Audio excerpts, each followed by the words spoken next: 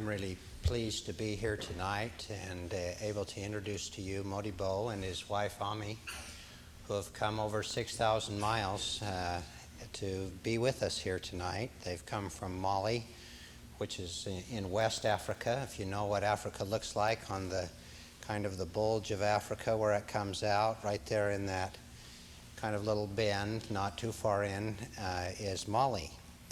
Its neighboring countries, one of its neighboring countries is the Ivory Coast, which you may have heard from. At the moment, we don't have any missionaries in Mali. It's primarily a Muslim country of about 10 million people. Modibo and Ami were both born there, and they were raised in different parts of the country. Modibo near the capital, and Ami was raised out on the Sahara Desert.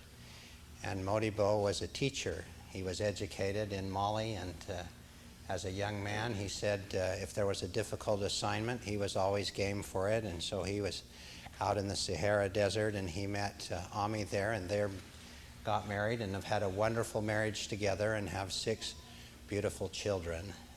2 of them are currently in the United States, one at Utah State University studying dairy science there, about to graduate, and another at Madison University in Wisconsin, where he's getting his doctorate in microbiology with a specialty in tropical diseases. And so they're both planning on going back to Mali to help out in the country there. Modibo was born a Muslim and into a Muslim family, and grew up as that as part of his culture. But about 15 years ago, met an American family, and as a subsequent to learning something, they were Mormons, and learned some things about the Mormon faith from them, and ended up joining the church. And perhaps he'll share a little about that experience with you here tonight. At one time, he was the head of the Mali Teachers Union, and that was at a time when Mali was ruled by a dictator. It was originally a French colony, and when it got its independence, then there was a lot of Russian influence in Mali, and then a dictator took over, and it was a very repressive regime. And as a result of being the head of the Teachers Union in Mali, Modibo found himself at odds at times with the government, and as a result, on 8 different occasions, ended up in jail. And so he's learned to stand up for the things that he believes in, not only among his people, but for his faith. And we're really grateful for his faithfulness in doing that. Modibo is no longer a teacher. Well, he's no longer in the Teachers Union. He teaches, but in a different way. He is now the director of something called the Utah-Welesabugu Alliance, which is kind of a sister city arrangement between a group of people in the state of Utah and the people in Mali. And Modibo lives in Mali, and he takes care of the arrangements from that end. And the purpose of the alliance is to help the people in the Welesabugu area, which is sort of a county-sized area in Mali, to do things that will improve their education and their health. They dig wells and build schools and show them how to plant and protect gardens, and work with training medical care villagers to do medical care. And so Modibo has been working on that now for I think about 11 years, and has had remarkable success in his work there. Then we'll turn the rest of the time over to Modibo and let him share with you his faith and his love for the Lord, and the things that he has learned as he's grown up and worked and struggled in the country of Mali. We thank you all for being here tonight. My name is Modibo Diarra, and I'm working as field director of Welesabugu Utah Alliance, which is a project that has been created in Salt Lake City since about 1985. We are happy to have with us today one of the first chairmen of this project, which is Keith Wisnet and his son. And we have also the director of the project with us, Mr. Rick van de Graaf, And I'm happy today to have with me my wife, Ami Diallo, who is the main key of, I can say, all the courage that I have to do this work, because she supports me every time, everywhere. I will start. My plan to speak with you will be in two ways. First thing, I will just, you have already seen some movies, some video about what we are doing there. And after, I will speak about things more serious, that's how I became member of church. For the moment, I'm just the only member there today. And as you see in this video, what I'm doing there to help people, I am more inspired by the service of church, in which it said, help people, love them as brothers, give food to who are the people who are hungry, give water to people who are starved, help everybody. This is the main key of my inspiration to do this work. And how come this happened? In 1985, people of Salt Lake City, I was not here yet, they just think about to help people, and the media was doing most of the advertising on Ethiopia, East Africa than the other. I think these people in Utah try to say, okay, let's find another part. The famine and drought is not only in Ethiopia, but let's find another place. That way, why they find Wilisebugu, which is a little county in my region, and what was the situation there. After the draft of 1970s, many things happened to these people because it's tropical region and it's rain only one season of the year, the rest of the year it's dry. And when people who use to have enough water in this only one season of the year, if inside of this season there is no rain, you can understand that worst thing happened to these people. The first thing is that they don't have even water to drink. The ladies have to go at 5, 6, 7 miles sometimes to carry water. And what kind of water? One chief, when we dug for him, for his village, a well to thank us, I remember still now what he said. He said, you know, Modibo, before that your project dug the well, our ladies go so far find water. Mostly, when you drink water, you should feel that you are hydrated. You should feel yourself well. But this water, when we drink it, we feel that we are full. It's only because this water is smelty, muddy, and really infected, and that get us sick instead just to help us. This is some picture. And this first work we try, we help people digging well, and also not only digging the well, but teaching how to do it.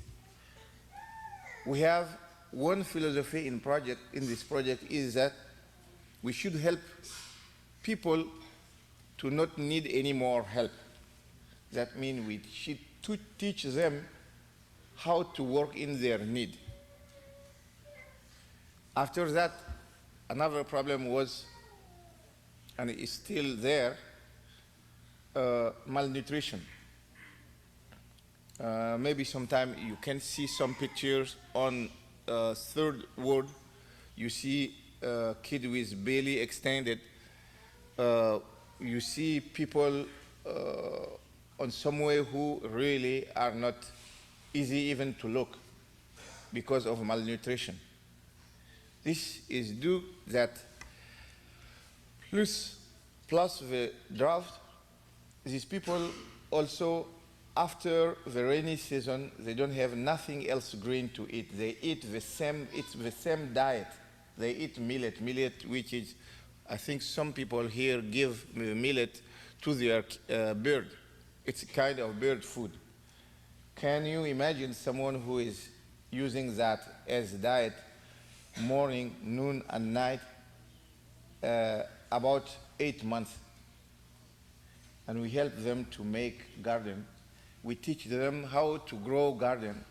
And this is working very well in the village who had this garden. Another problem is healthcare problem. Everybody is sick because of many things. First thing is they don't know how to practice hygiene, how to apply hygiene. And another thing is some problems are there who are very crucial. Measles for kids, malaria, diarrhea, this kind of small things that are very easy to treat, but these are the main sick among these people. And I can tell you that about sometimes 30% of kids who born was dying in 5 years. Another thing is that mostly you see some ladies when they are in labor, here one ambulance can go and pick them. Mostly they take that on bike and they try to bring them on very bad road, bumpy, dusty road, and this creates so many damage to the ladies. Then we create a system, healthcare system, which is very simple and but very efficient, because we train people, villager, to be healthcare worker, and we continue to train them. They treat the case, simple case. When it's serious, they send people in another place where is the doctors. This also has been very helpful. And another problem, which is the most serious, is that in these people are about more than 70% they don't know how to read and write. The kids, less than 15% can have to go to school. The other, they have to stay. We set up a program for literacy program, and this is working very well. About 8,000 people know, adults know how to read and write. We create also the school for the kids. We don't have enough school, but in the 20 schools that we create already, 1,200 kids are going to the school. And after, what was the next project to help them to get developed is we are trying to make them entrepreneurs. They should know how to invest, to create income for themselves. And we create a small bank for them that we call case. This case is helping. This case is made by themselves because their money is in it. They give to themselves a loan, and we have a service who teach them how to create a small enterprise, selling company, soap company, and other small thing, small restaurant. This kind of thing are really helping them, and the project is very well. And the main key of all of that, our philosophy, I tell it again, is to help them to not need any more help. But in this process, it's very easy to get mistake when you go for helping them. You think you know everything. If you go in this way, you will not able to do nothing. We go to them with the spirit to learn from them how to help them. This make easy things, and this involve them, and this how we are. The project is going very well, but Welesebugu is only one county of Mali. There is several counties who need about the same thing, but we are small and small. The bird built his net. This is what I can tell you about the project. Now, I think all you brother, I am among my brothers and sisters, member of Latter-day Saints Church. I can tell you my story is just, I don't know how this happened, because I have become member of church in 1982. My story is related to a dog. I can tell you, without my dog, maybe I will never be a member of church. This happened in 1982. I was giving class to people, French people and American. I teach to some English course, French course. I teach to some Bambara course, which is another language of my country. And one day, I went to the Miller's family. I was going to tell them that my class is canceled because my dog is sick, and I'm afraid that if maybe it could be rabies, and I will go and stay. My dog was so good, so nice. Usually when you doubt that the dog have rabies, you just kill it because it can bite other people and contaminate them. But this one, I just want to go and stay there until he die, but I don't want to break his head to kill him. And I asked to Madame Miller, I'm sorry, you can't have your French lesson today. She told me, oh, someone came from USA today. He's very good veterinarian. Let's go check him. He can maybe help you. Just while we are talking about that, this man came. He is still a veterinarian. I know he is now in Caldwell in Idaho. His name is Jerry Zog.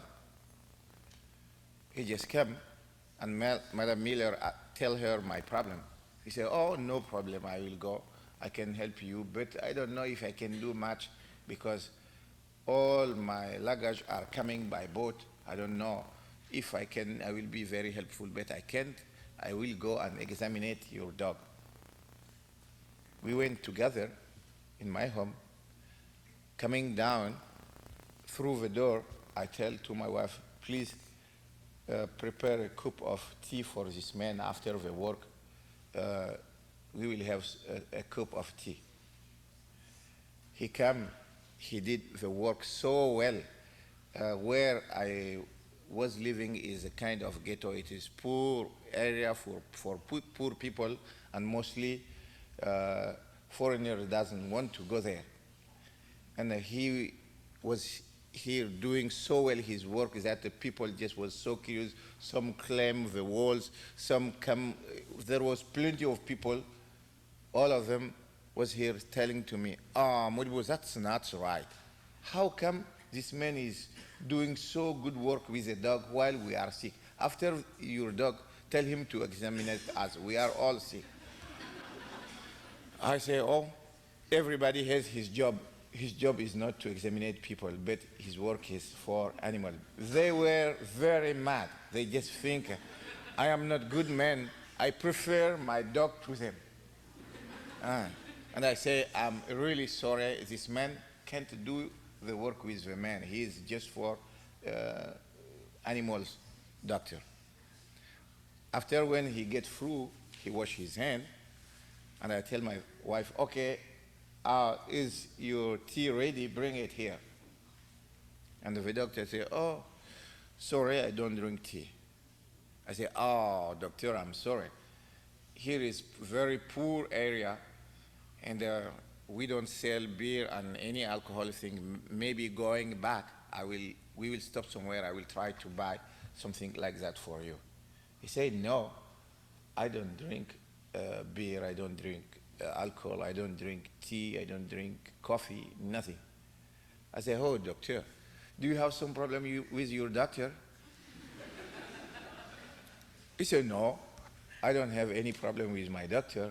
It is because I am a member of Church of Latter-day Saints. I say, what kind of religion is that? That was my first time to hear about this religion. And at this point, I had my own situation. I have been born in Muslim family. My father and my mother, all of them was Muslim.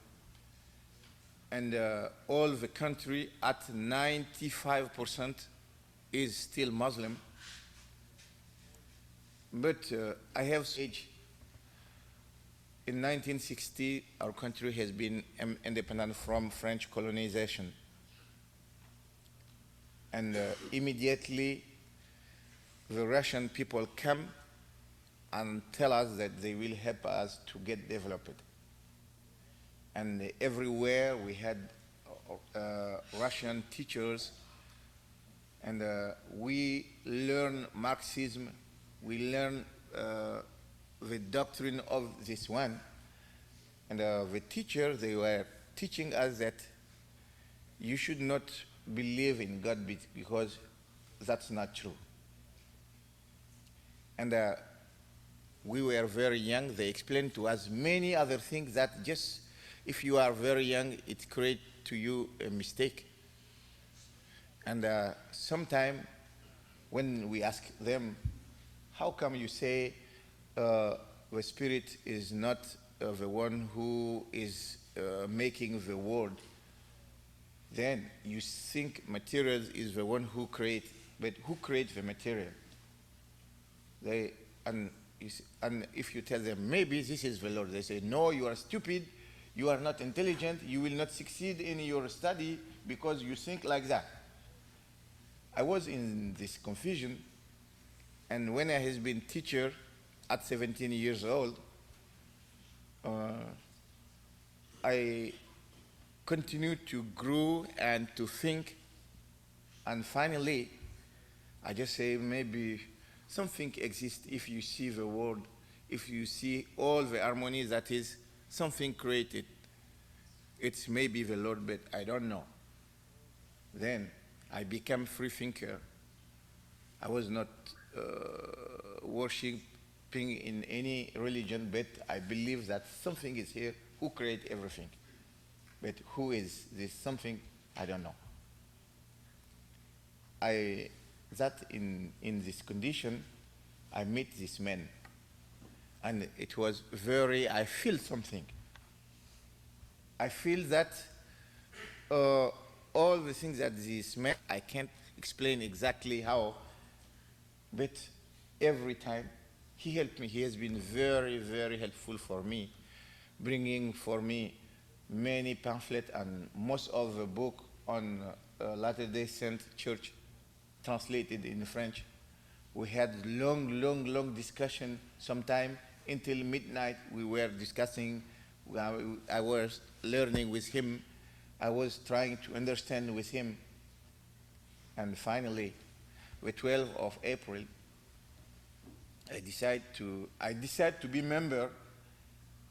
When I talked to him, he said, okay, I think you are ready, but let's get the permission from Salt Lake City. They wrote a letter. I think 15 days later, we received this letter. The answer was he has the permission to baptize me.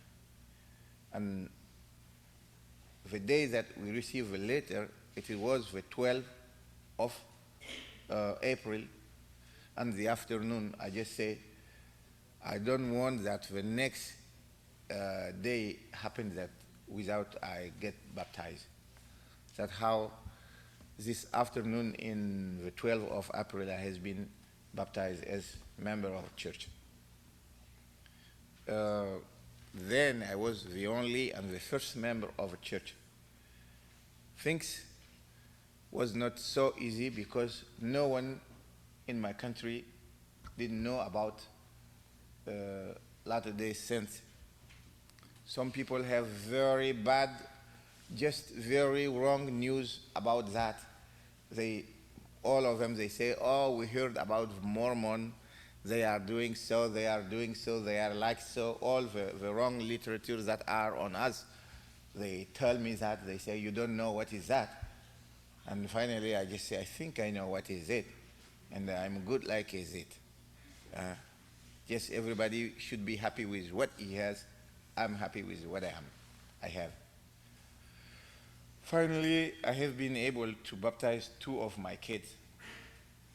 And one has been already on mission in Canada, Montreal, and is now in Utah State University doing dairy program.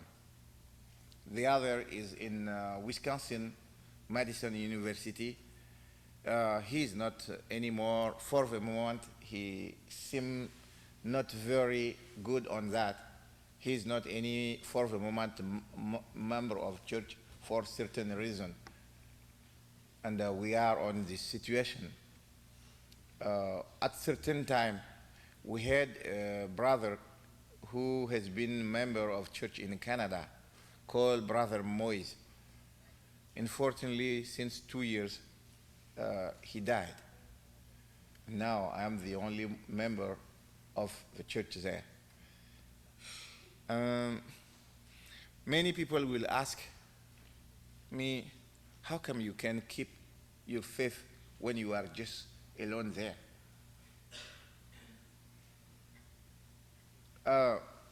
This question, I will answer it by exactly what is happening to me.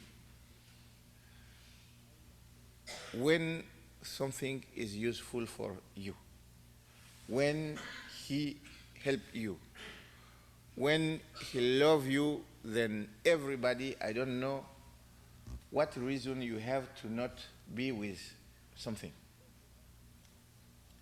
In my experience, sometimes I can tell it without to be not humble that the Lord loved me more than everybody in this world. This is my conviction, I'm sure. I have so many reasons. Brother Dick talked about briefly that I have been teacher. I haven't been leader of teacher union in dictatorial country. You can imagine what is to be leader of union in dictatorial country in which teacher could stay from 3 to 6 months without to get salary. You have to do your work to help them to get their right. But the government is so strong, so dictatorial. In this condition, I went in jail 8 times. I've seen all kind of sad things as persecution, but always that something happened to me. When I pray, the Lord is here just near me, helping me make that this problem could resolve. I have so many proof of that I can stay the whole night telling you all the things that happened this time, in which during about 18 years this dictatorial government was here doing what he want, mistreating everybody, especially we the union leaders.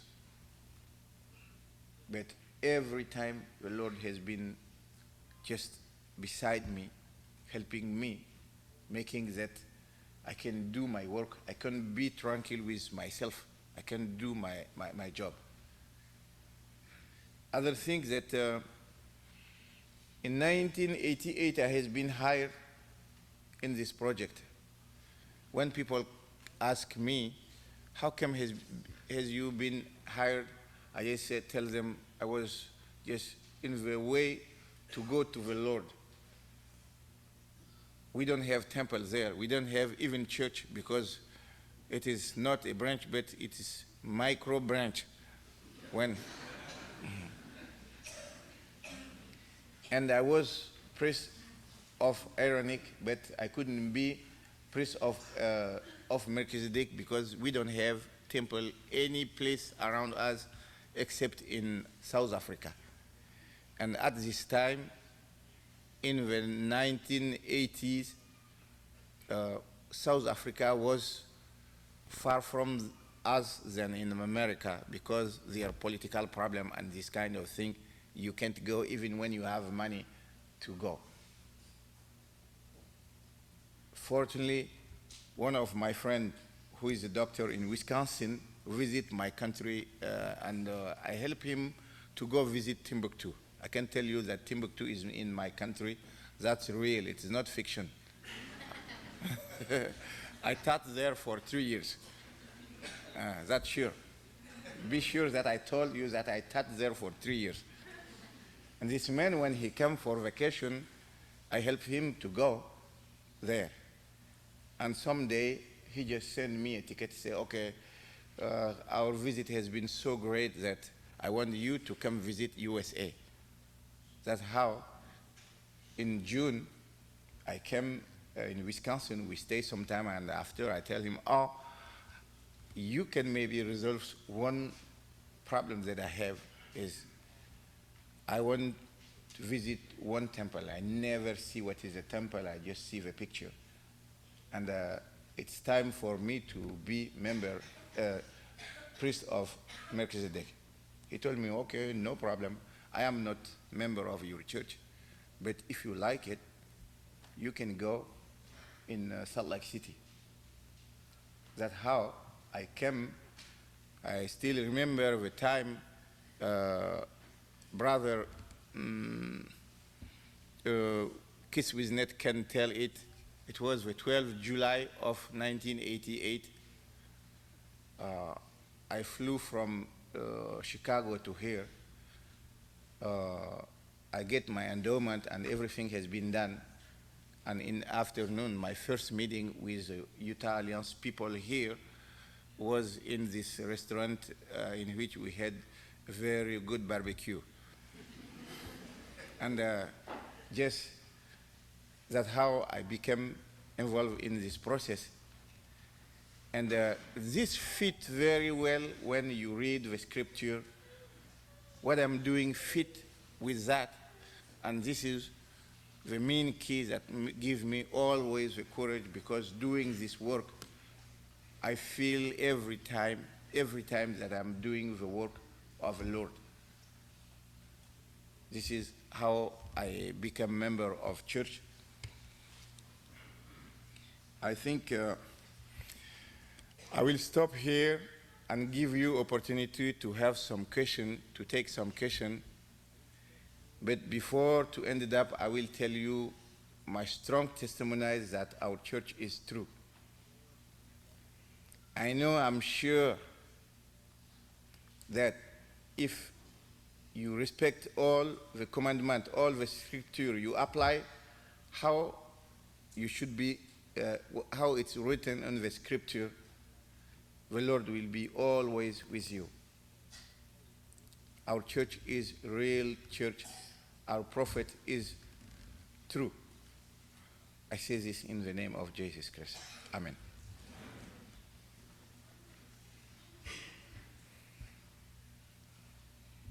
Do you have some question? Yes? So that there's no missionaries in Mali right now? Not yet. We already used to write to tell that maybe it seems that we need missionaries here. we didn't get yet answer. But I know when the Lord will be ready for that, that will be done. And I'm sure that one day that will be done. I have a great hope that very soon my son will end up with his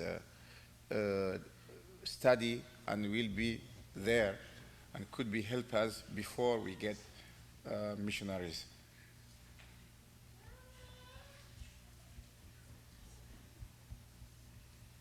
Yes.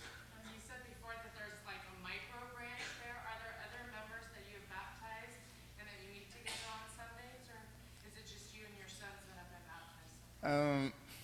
What's happened is, it happens sometimes that many brothers coming from USA come for other purpose, work, job purpose, and things. And when these are there, every Sunday we have our Sunday meeting. But when they are not there, sometimes we get so poor that I am just only me. And I am the one who's doing opening prayer and closing prayer at the same time. I want to ask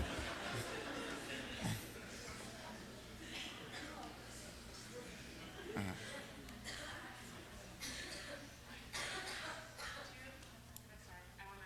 Go ahead. Do you have a chance to share the gospel with your friends there? Yes.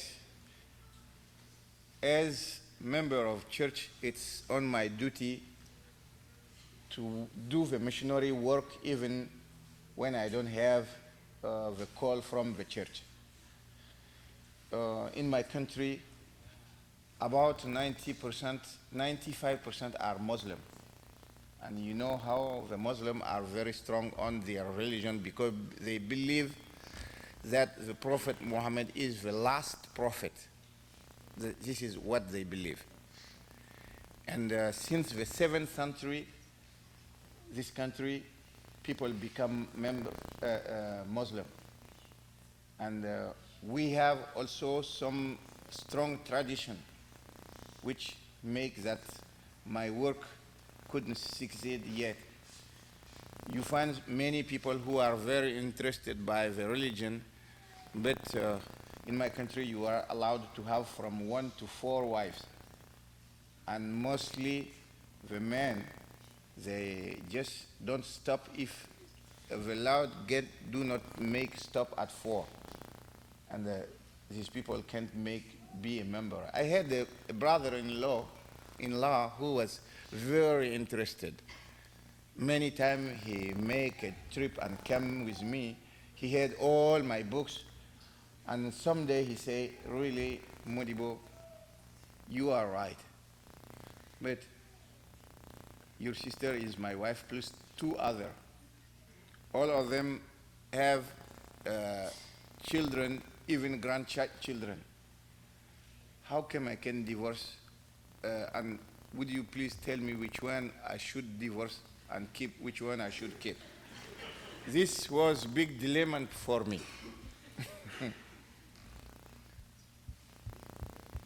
Yes? I was curious where you got baptized.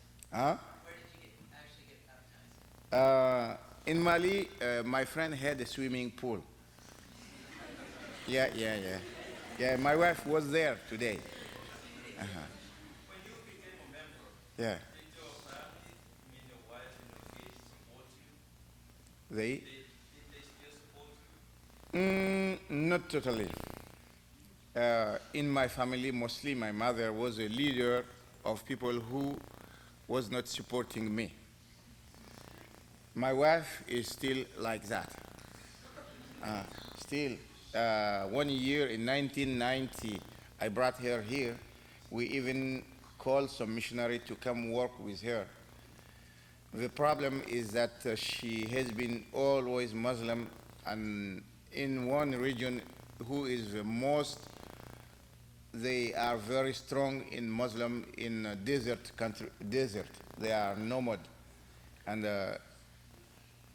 I don't know, it will work. I'm confident, but for the moment, just what she is doing well for me is you forget to wear your garment today, this kind of thing. These are something, but she can do better than that.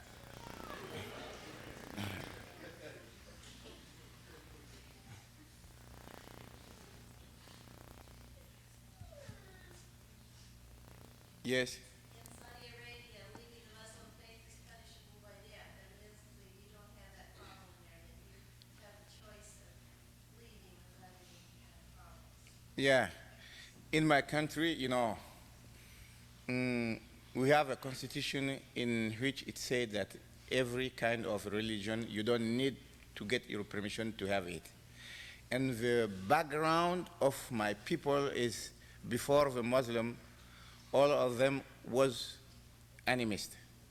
You know, animist, people who worship trees, cows, and this kind of thing. This was the religious tradition, religion of all my country. Still, even in their Muslim, they still have something very mixed. And plus that, when we has been colonized, French people, we tried to copy their constitution, and they never allowed any intolerance, physique or moral. You do what you want. That is between you and yourself. Yes? What do you say? Do you still believe in Muhammad? Yes. Muhammad believed in Jesus Christ. As member of church, I don't have no reason to not believe that Moses has been a prophet, Adam and Eve has been the first prophet of the world, and any time it has been created. And also in our article of faith, we should believe in the other. And Muhammad is one prophet, but he is not, what I don't believe, he is not the last prophet. We have our prophet, we will continue to have our prophet, because always, if you read in the book of Mormon, every time the Lord sent a prophet to help our church to grow. Then I don't believe that he is the last prophet. Has the church been involved in the alliance at all? That you're Yes, some way. In the alliance, we have everybody from Utah. I don't think we have one chairman. He can be more.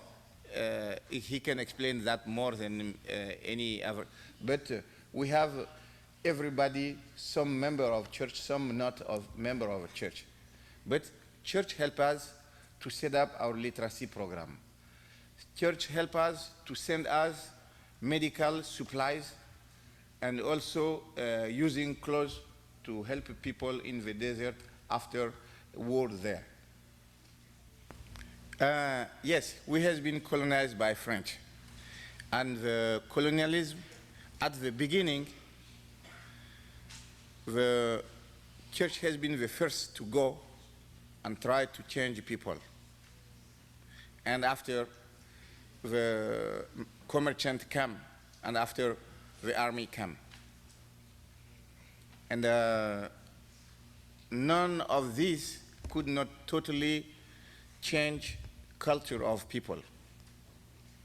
The Christian come, we have about 5% of people Christian, but that's all.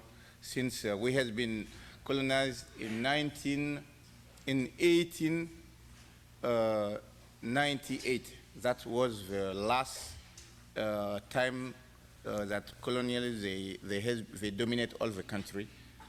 But they brought their church. We have Catholic, we have Protestant, we have all kind of church there, but they have very few, about 5%. Yeah. People are very strong in their feeling, especially when the colonialism came. with some kind of brutality, violence, and also economic exploitation. All this makes that the Christianism could not go very far. Yes. What's the state of the current government there now, since, as far as the dictatorship, or is it? No, we have democratic government since 1991. I was involved in that in 1991. We had a big revolution, and we have been able to replace the government by democratic government that has been, they had a vote to get it. About 54% political party run to be, to lead, to be the president. And the one who leads them, and now exactly he is at term, and we are doing another election. Culturally, we have 16 different group ethnic in my country. And all of us, we have at certain degrees different way to think our life. And we hope that our kids could be very honest, especially very courageous and very strong doing the work. A little example, I will see if I have a time. I can tell you this story about myself. When at 12 years, about 12 years, my father wanted to teach me how to be courageous. One afternoon when I came find him in our hamlet, it was very dark and the sky was just full of cloud, ready to rain. He told me, "Oh, Modibo, go and get tobacco for me in the village." The village was about 15 kilometers, which is about 10 miles kilometers from the hamlet. I just see that it was so dark, it will rain, and it's dangerous. I tell him, "Why you can't wait tomorrow?" He just tell me, "Okay, I am your father. I never been coward. You are not forced to go. You can just tell me I don't go. I will say, okay, but then you are not my son because I never been coward. I fight in many words. I do everything, but I don't hope that my kid become coward." I tried to take his horse. He told me, "No, you should go without my horse. Just go." I was so mad that at this time that I just think to suicide myself. I say, okay, my father want me to die, then I will go. I went just half hour later. It rained so hard that in tropical region, when it rains, it's different than here. It's real shower. It's so strong that you can't even open it. It's windy. And when it rains, we have a kind of viper who just, they come out because the rain, the water go down, they just come out. Fortunately, they make noise when you come beside them. And you can just imagine how I was jumping when I hear one snake making psss, another place the whole time. And at certain time, when it stopped to rain, I come someplace, I just feel that devil are here and meeting. I was so afraid. But I was my determination was that I want to see my father, that I am not coward, that I go straight there. But when the lightning make, it was just only trees. But if you see them in the dark, it just looked like devil on meeting. So I went at home. My mother was there. I said, okay, my dad told me to bring for him a tobacco. My mother said, "No, you should not go. That's crazy. Stay here." I said, no, I will not stay. I will go. Then I went buy my tobacco. I went back. it was full moon, everything was clear, but the hyenas, I don't know if you know that, but we have hyenas in the bush there. Hyenas. Yes, hyenas. They just begin to scream, to scream, to scream. You can feel even the ground shaking because they was screaming so hard. And at certain time, I just see three of them going on my right, going on my left, stopping sometime, and they were just turning around me. I know that this hyena, if you are coward, when you run, they attack you. But when you go straight, they don't attack you. But these sometimes they go on the two sides of the right. They come very close to me. When I come, they go. At certain time, what they did, they come, they stop in the middle of the street and wait for me. I came very, very close. They ran. I say, oof. Next time, they were here, they went in the middle of the street, they dig the hole, you just see their head. They were waiting for me there. I came very close. I was near a tree. My spirit, I was discussing with myself, would you claim the trees, what will you do? And finally I decided to go. When I just came very, very close, they jump and they ran again. The next time I came, they were stand. When I came very close, they stood on their foot of back foot, and this was really serious. But I continued to go, very close to them, like from here and the second bench. And then I hear, boom, one of them fell down, the two other ran. My father was here, and he said, Modibo, this case was serious. And then I understand that he followed me, coming and going back, just watching me jumping between the snake, stopping, yeah. But this has been very helpful for me, because since that, I never get afraid as I was before. Before, for a small thing, I just ran. But on many things, can you figure out that one night they come, they take you at 4 a.m., they ban your eyes, you don't know where you go, they put you in plane, after you stop somewhere, you hear people shooting and some other just screaming, and they tell you next tour time will be your turn if you don't stop to be member of trade union. This happened to me about 3 times, but always I just laugh. I say, okay, now only one thing will happen to me. If you kill me, maybe the suffering will finish. And if you don't kill me, okay, I will continue to live. And that impressed many of these people who was persecuting me. Now I meet them.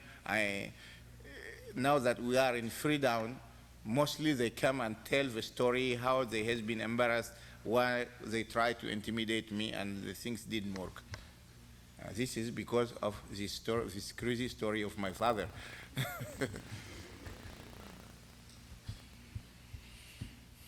Yes. What was it you were doing that for the teachers union that they didn't buy, that they would jail you for? The teacher was staying from 3 to 6 months without to get salary. And I believe still now, more now than before, that the education is the only way for people to get developed. And watching that at this time, people pay tax. Many other countries, friends, help our country.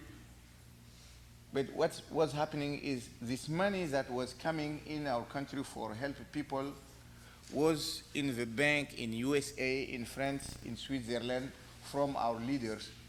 this money was lended to the other people to make investment while our people are dying here. This really make me very, very sad, and I would that bring them to pay the teacher. If not, it will be, how do you say, everything will go down every day if the teacher are not doing their job. This is what we call grand boubou. We wear that in special, like at Good Day, you have your suit. Unfortunately, we don't have tie. Your tie is so beautiful. Fortunately.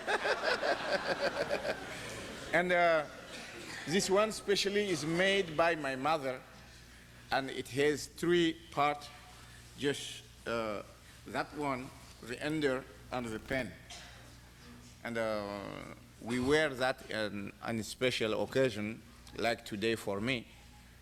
And, if not, usually we work with clothes who are a little more, how to say, easy to work with that. Look at the ladies also. Ami, si tu veux bien te lever. Yeah, this is a boubou for ladies, but she is so cold that she wear, how do you say, sweater and there. It's too cold here for us. Extremely cold. It's too cold. Yeah. Yes. À ton appel, Mali, pour ta prospérité, fidèle à ton destin, nous serons tous unis, un peuple, un but, une foi. Si l'ennemi découvre son front, debout tous en rempart, debout contre l'ennemi commun, pour l'Afrique et pour toi, Mali, notre drapeau sera liberté. Pour l'Afrique et pour toi, Mali, notre combat sera unité. Au Mali d'aujourd'hui, au Mali de demain, les champs fleurissent d'espérance, les cœurs vibrent de confiance. Okay. Thank you very much. Thank you very much.